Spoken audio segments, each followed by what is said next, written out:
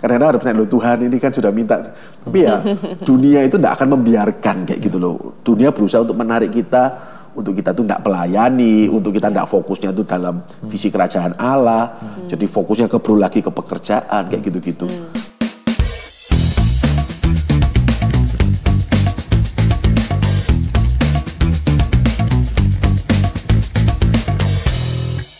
Shalom semuanya, welcome back to Marketplace Wisdom bersama saya Ivana dan Fandi, hai. Hari ini kita akan mendengarkan sharing dari seorang narasumber yang luar biasa. Yes. Bekerja di bidang wedding industry dan property industry. Nah, kita akan mendengar kisahnya yang seru sekali setelah firman dari Ko Fandi. Silakan Ko. Ya, oke. Jadi hari ini kita akan membahas tentang bagaimana pemeliharaan Tuhan nyata untuk anak-anaknya. Seperti itu. Jadi saya ambil dari Matius 6 ayat 32 sampai 33. Semuanya itu dicari bangsa-bangsa yang tidak mengenal Allah. Akan tetapi Bapamu yang di surga tahu bahwa kamu memerlukan semuanya itu. Tetapi carilah dahulu kerajaan Allah dan kebenarannya, maka semuanya itu akan ditambahkan kepadamu. Jadi bagi beberapa di antara kita ini punya struggle yang sama dalam dunia ini gitu ya. Jadi apakah orang-orang yang mengenal Tuhan ataupun orang yang tidak kenal Tuhan, ya semuanya perlu uang gitu ya, semua perlu bekerja, semuanya perlu berusaha, dan nanti uang itu dipakai untuk sebagai kebutuhan sehari-hari, ataupun uang itu dipakai sebagai investasi dan sebagainya gitu. Dan di sini ayat ini sebenarnya perikop ini bicara tentang kekhawatiran. Jadi Tuhan Yesus mengatakan bahwa semuanya itu apa yang kita lakukan di kehidupan kita sehari-hari, mulai dari pagi sampai sore, dari Senin sampai Sabtu, itu juga dicari oleh bangsa-bangsa yang tidak mengenal Allah gitu. Jadi sebenarnya sama aja struggle-nya kita. Akan tetapi ini yang membedakan. Bapakmu yang di surga tahu gitu. Jadi bangsa-bangsa yang tidak mengenal Allah ya mereka berjuang untuk kepentingan diri mereka sendiri. Mereka berjuang untuk ambisinya mereka sendiri. Mereka berjuang untuk keluarga dan sebagainya. Akan tetapi Bapakmu yang di surga itu yang menjadi garis batas jelas pembedaan antara orang-orang yang tidak kenal Allah dan kita yang kenal Tuhan. Dan kita boleh menyebut Tuhan sebagai Bapak kita, Papa kita, Abba kita. Itu ternyata juga tahu gitu ya, ternyata juga peduli, ternyata juga benar-benar ngerti bahwa kita ini juga memerlukan semuanya tuh, uang lah, sandang pangan papan lah, kebutuhan pokok lah, bagaimana investasi lah dan sebagainya. Tetapi ini Tuhan Yesus mengatakan dengan tegas, carilah dahulu kerajaan Allah dan kebenarannya. Begitu, bahwa kita mungkin memang perlu semuanya itu, tetapi jauh di atas segalanya itu adalah kerajaan Allah. Karena hidup kita tidak cuma di dunia ini. Setelah kehidupan ini, kita ada kehidupan selanjutnya di mana kita harus bertanggung jawab atas semua yang sudah kita lakukan. Plus ada kekekalan setelah kehidupan yang ada di dunia ini. Dan kebenaran dari kerajaan Allah. Maka semuanya itu akan ditambahkan kepadamu. Tuhan sedang memberikan satu prioritas kepada kita bahwa dalam hidup kita ini tidak melulu hanya sekedar apa yang kita makan, minum, pakai, sandang, pangan, papan dan sebagainya. Tetapi jauh di atas semuanya itu adalah ketika setelah kehidupan ini selesai, bagaimana kita bisa hidup dalam kerajaan Allah dan bagaimana kita bisa menyelaraskan diri dalam kerajaan Allah.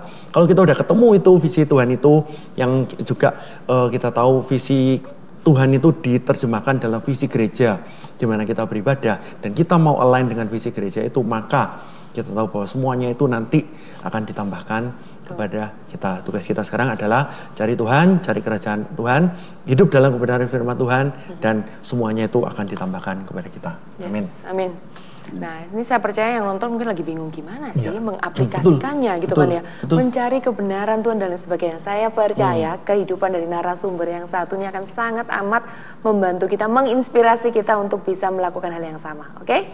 Langsung aja, Bapak narasumber boleh memperkenalkan diri? Ya, shalom. Ya, perkenalkan nama saya Oke. Bersyukur saya ada di sini.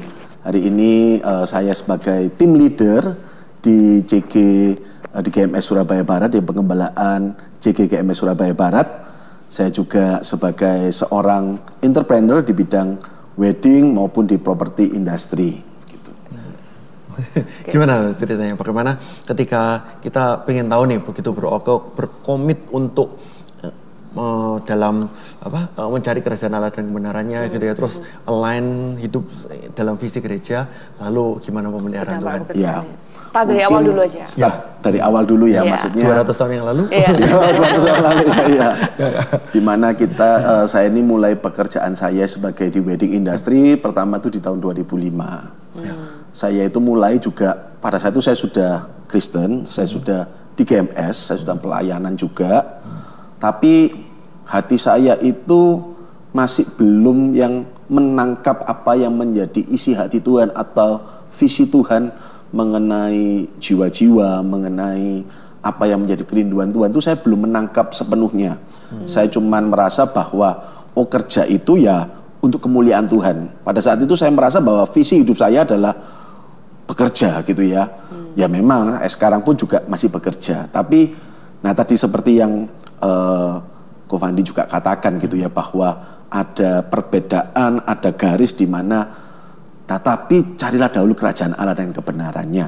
Nah, dulu pada saat saya memulai pekerjaan saya itu memulainya pun dengan kayak mencari namanya pun saya benar-benar saya berdoa. Saya berdoa, saya kan di dunia pernikahan. 2005 saya belum menikah. Jadi saya baca buku Kristen gitu ya, buku Kristen tentang pernikahan. Jadi saya baca dulu, sampai di situ saya dapatkan kata-kata mengenai nama perusahaan saya kayak keluar gitu dari Tuhan, kayak oh ini saya tahu ini dari Tuhan gitu. Jadi saya merasa bahwa pekerjaan saya ini dari Tuhan dan saya mau ini visi Tuhan. Jadi saya cukup workaholic, saya mengerjakan karena saya tahu di saat saya melakukan ini saya ini menyenangkan Tuhan. Di saya melakukan ini, saya melayani Tuhan. Di saat saya melakukan ini, waktu itu mindsetnya itu benar-benar ya kerjaan ini pelayanan saya. Kerjaan ini adalah ibadah saya, visi saya gitu ya. Apalagi kalau di bidang wedding ini kan juga Sabtu Minggu kebanyakan weekend ya. Jadi ya oh ya itu pun ada pemberkatan di gereja di weekend gitu. Udah merasa udah di gereja gitu. Tapi itu yang membuat waktu itu saya seperti itu. Tapi perjalanan jujur aja di 2005 sampai 2012 begitu ya. Itu pun banyak struggle yang saya hadapi. Walaupun sudah workaholic kerja sampai malam gitu ya, sampai istri saya bilang, "Ayo kerja itu nggak sampai malam-malam kayak gitu ya." Akhirnya menikah ini ya. Menikah gitu. Akhirnya menikah gitu kan.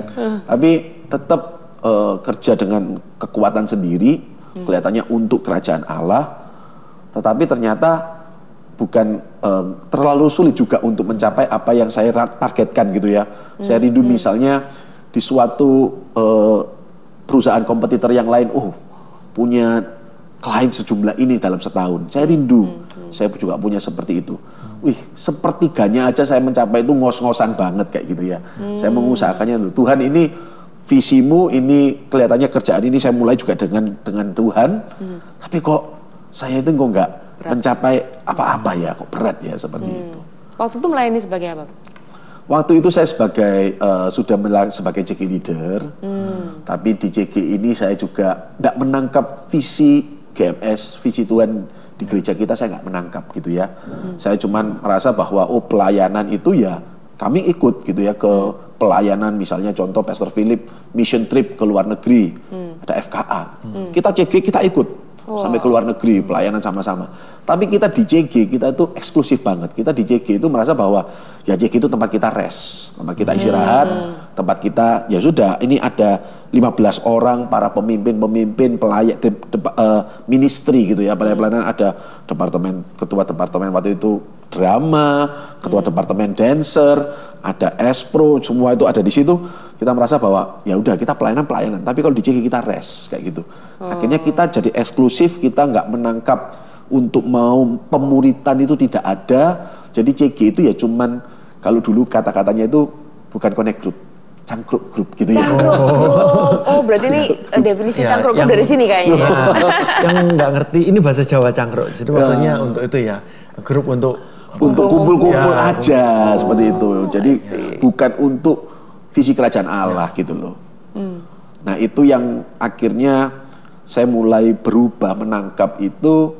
Bukan kerjaan saya diubahkan dulu, tapi prinsip saya, paradigma saya, hati saya menangkap visi terlebih dahulu itu yang Tuhan ubahkan.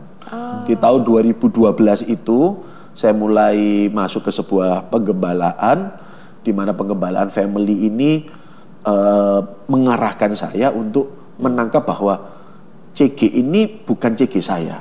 CG ini adalah CG GMS.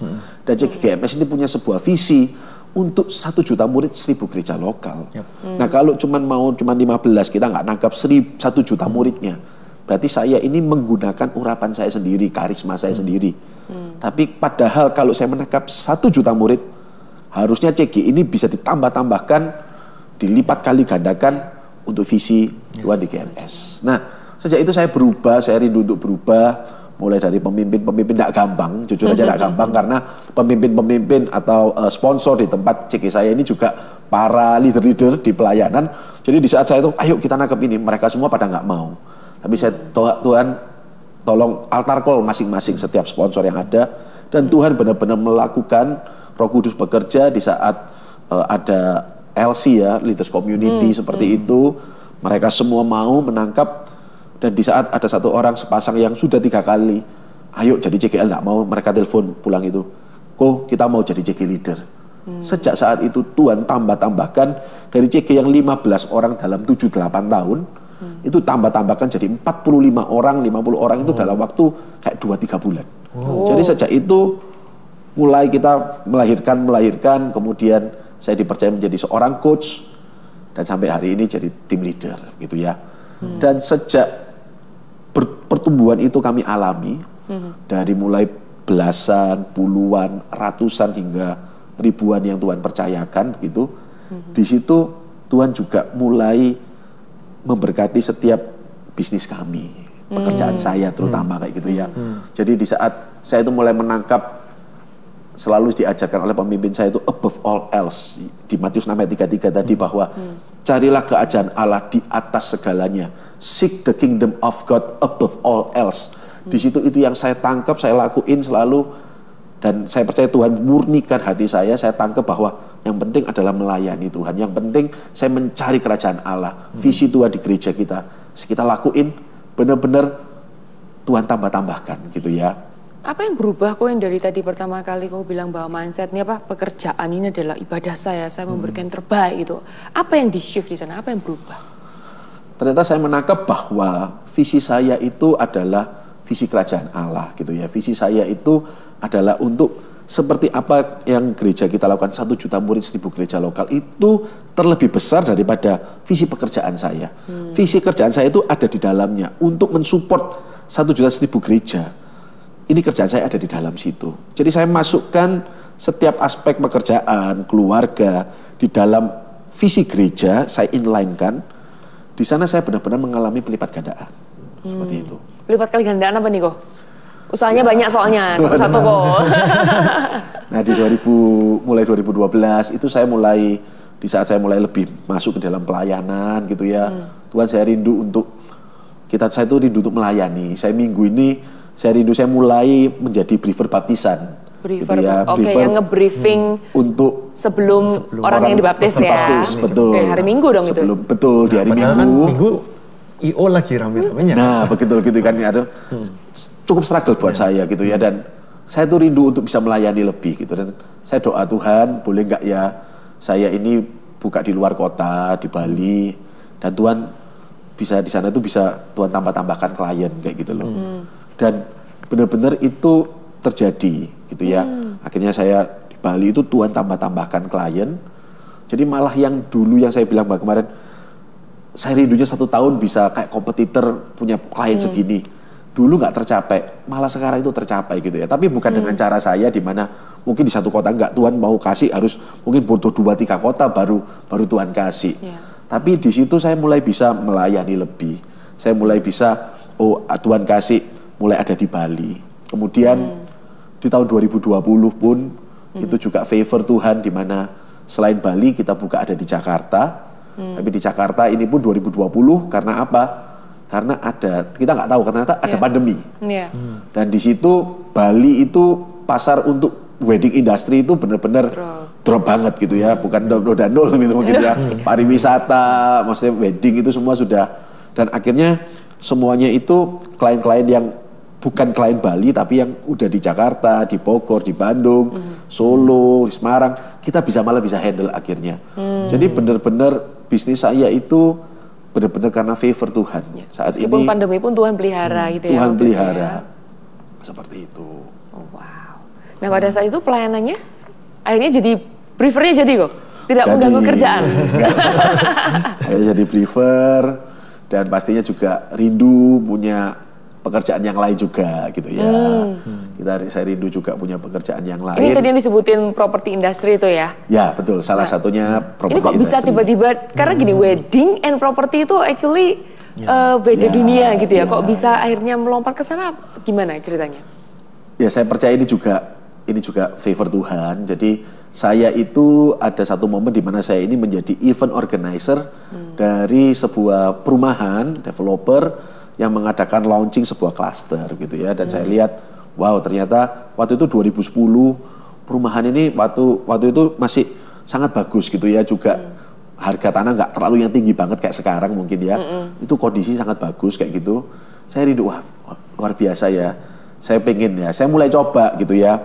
Mulai dari, developer ada mau bangun di satu klaster ini. Saya mulai beli satu rumah di dekatnya klaster tersebut. Saya percaya bahwa kalau saya beli nanti klasternya jadi, ini rumah ini saya renovasi, jadi rumahnya pasti lebih mahal deh. Kita jadi investasi lah awalnya. Jadi saya masuk mulai investasi satu rumah dan ngajakin beberapa teman-teman ini pun teman-teman CG gitu ya. Teman-teman CG tapi mereka punya basic, ada yang arsitek, ada yang kontraktor, ada yang memang marketing di properti begitu ya. Kita mulai ajak berempat, kita mulai belajar gitu ya. Mulai dari satu rumah, kemudian 2 rumah gitu ya. Kemudian ada dipercaya kayak 3 sampai akhirnya 10 ruko misalnya begitu. Nah itu mulailah kita mulai di dalam dunia properti ini, gitu ceritanya. Ya. Ini startnya berarti di 2010, 2011 awal-awal itu ya? Iya betul, 2011, 2012 lah memang. Ya itu momen-momen itu sih, momennya properti lagi bagus-bagusnya ya. Perfect timing sekali ya. Oke, terus kemudian yang di itu juga ada penyertaan Tuhan, pemberian Tuhan yang seperti apa kok di properti ini? Betul, di properti ini pun saya benar-benar mengalami penyertaan Tuhan. Jadi di 2019 kami ini bertemu akhirnya mau mengolah sebuah lahan yang dulunya mungkin kami cuman 10 ruko maksimal gitu ya. Ini ada yang sekitar sampai 300 unit rumah dan ruko, totalnya itu 300 lebih rumah dan ruko. Dan di situ di 2019 kita planningnya 2020 nanti mungkin tengah akhir kita baru launching begitu. Tapi kok nggak tahu kenapa di 2019 akhir padahal kita ini belum ngurus izin dan lain sebagainya. Tapi ternyata di saat agent-agent ini mulai buka namanya NUP itu apa bahasanya? Nomor urut peserta ya. Mungkin mulai narik itu ternyata kok banyak yang menitipkan gitu ya untuk NUP begitu ya. Nah akhirnya di situ memaksa kita tuh kayak dipaksa kayak harus akhirnya Februari itu launching karena dengan kondisi NUP yang sudah begitu banyak kita harus mulai launching kayak gitu loh.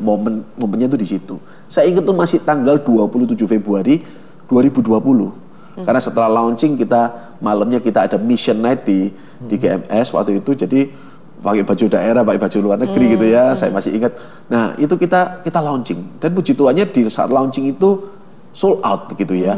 Itu favor Tuhan, pertama kali selama 300 unit sold out. Tapi yang luar biasa kita nggak pernah tahu, ternyata minggu depannya bulan Maret itu sudah pandemi. Jadi kalau saya ngadain acara pemilihan unit itu ada 1.000 orang yang hadir, nggak akan memungkinkan kalau itu sudah terjadi di minggu depannya. Udah nggak mungkin. Jadi itu Februari itu terjadi, akhirnya benar-benar sold out dan kita selama 2 tahun membangun untuk serah terima, itu yang batal itu kayak cuman sekitar 10-15 rumah begitu ya yang kita harus buyback.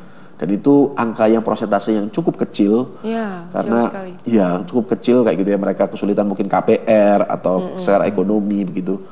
Tapi itu kecil sekali. Saya percaya itu adalah favor Tuhan yang Tuhan tunjukkan sih seperti itu. Wow. Ini pengen tahu nih kok bedanya bekerja dengan mindset yang dulu sama yang sekarang itu kayak gimana ya? Mindset, hati dan lain sebagainya itu kayak gimana sih? Karena saya tahu kayak ada banyak orang, terutama pria ya, itu yang kalau sama pekerjaan tuh kan, effortnya ya? Effortnya itu mereka tuh benar-benar hatinya juga di situ gitu. Ya. Bedanya apa kok? Supaya ini kan biar kan ini kan Koko udah pernah menjadi orang tersebut gitu ya. Terus kemudian sudah berbeda sekarang menaruh yang Matius 6 ayat 33 tadi. Supaya menjadi inspirasi buat yang dengerin ini, beda loh dengan kamu bekerja dengan cara yang demikian dan caranya Tuhan ini. Ya, saya percaya bahwa kalau dulu kita kayak kerja itu, oh ini Tuhan ya, kita memang kerja keras, sekarang pun juga gitu ya. Tapi kalau dulu itu ternyata secara mungkin nggak tersadari, kayak prioritasnya apa semua itu memang pekerjaan itu kayak setelah Tuhan pekerjaan nomor 1 kayak gitu. Tapi kalau sekarang itu memang Tuhan, tapi kita itu taruh seperti kayak pekerjaan, pelayanan, keluarga itu di satu level yang kayak harus 100% di semuanya. Bukan berarti kayak oh ini lebih tinggi dari yang lain. Bukan, bahwa kalau saya pada waktu saya itu ada waktu dengan keluarga, ya saya harus 100% dengan keluarga. Ada waktu untuk pelayanan, ya saya harus 100% untuk pelayanan. Contoh misalnya di hari CG atau di hari misalnya Minggu atau pelayanan, saya akan benar-benar juga mengatur waktu prioritas supaya oh ini waktu pelayanan nggak bisa diganggu untuk ini, seperti itu. Lebih diprioritaskan, prioritasnya yang berubah. Diatur gitu waktunya dan pengaturan prioritasnya ini. Yes, jadi akan berubah seperti itu, dan terutama visinya itu sudah bukan lagi visi untuk diri sendiri, tapi visinya itu ya memang untuk visi kerajaan Allah, untuk visi Tuhan.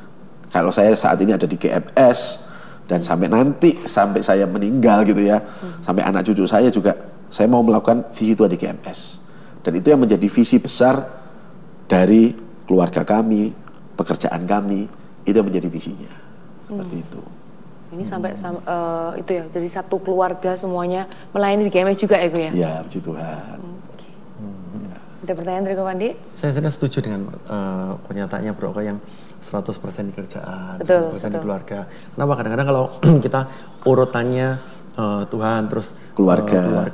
Nah, itu kadang-kadang kalau dalam saat-saat tertentu itu ada yang konflik dan ada yang bisa dikompromi gitu ya. Tapi kalau memang 100%, terkadang karena kita kalau ngelihat, oh yaudah habis Tuhan, terus keluarga, terus habis itu pekerjaan. Nanti berarti kepentingan keluarga di atas kepentingan pekerjaan.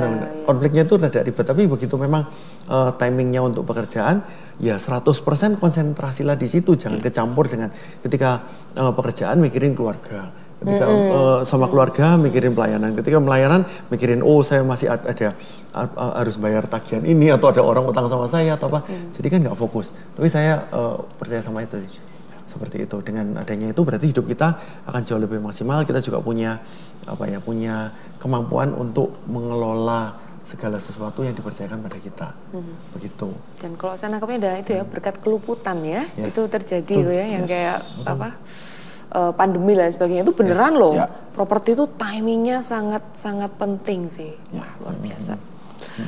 Ya, cuman kadang-kadang gini pertanyaannya adalah kok kelihatannya cara dahulu kerajaan Allah dan kebenaran kok seenak itu ya, gitu ya. Maksudnya Bro Oke pernah nggak kira-kira bener-bener ada satu masa di mana ini struggle bener-bener berserah pada Tuhan dan Tuhan yang nanti bela atau Tuhan yang akan lakukan sisanya gitu. Jadi ya enggak semulus itu juga gitu ya. Setelah kita itu mencari kerajaan Allah dan kebenarannya terus semua itu ditambahkan, semua itu nyaman, kerjaan saya itu semua nyaman, lancar gitu ya enggak. Pasti ada momen-momen, kan saya itu bersyukur ada momen-momen di mana setelah kita itu mulai fokusnya itu kerajaan Allah, di kerja itu saya rindu untuk dibangkitkan ada orang-orang yang bisa divine connection, ada orang yang bisa dipercaya, key person dalam pekerjaan. Pada saat itu kita doa Tuhan, kasih orang ya Tuhan di sini untuk saya bisa percaya supaya saya juga saya itu mau kerja tapi saya juga mau melayani kayak gitu kan. Kita dikasih Elias gitu ya, dikasih gitu ya. Tapi ya ada momen di mana akhirnya juga misalnya mengundurkan diri. Key person ini akhirnya mereka mengambil jalan yang lain. Karena ada pertanyaan, loh Tuhan ini kan sudah minta.